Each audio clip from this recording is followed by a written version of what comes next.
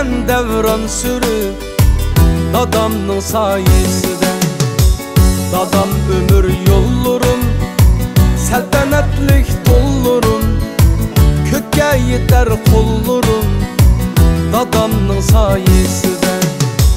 Hiç yerde harp olmadım, yokluktu zar bolmadım, boyun kısıp durmadım dadamның sayesinde. Hey, hiç yerde harp olmadım, yokluktu zar bolmadım, boyun kısıp durmadım dadamның sayesinde.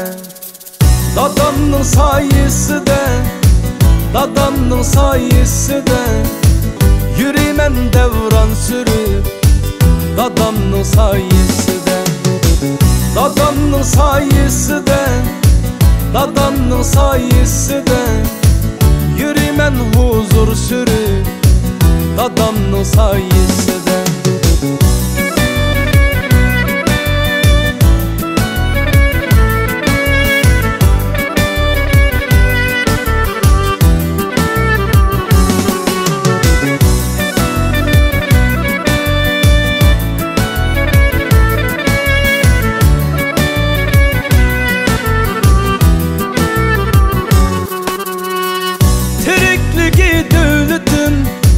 Kanıtım hem söylüdüm, boşumaydı gayretim dadamның sayesinde.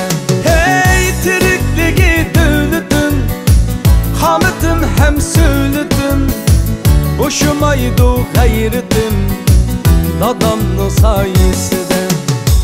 Hiç yerde harp olmadım, yokluktu zar bolmadım, boyun kısıp durmadım dadamның sayesinde. Hey, hiç yerde harp olmadım, yokluktu zar bolmadım, yaşadım köp sunmadım dadamның sayesinde. Dadamның sayesinde, dadamның sayesinde, yürüymen devran sürüp dadamның sayesinde.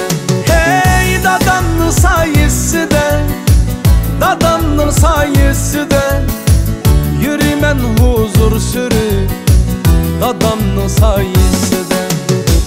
Yürüymen huzur sürüp dadamның sayesinde, dadamның sayesinde.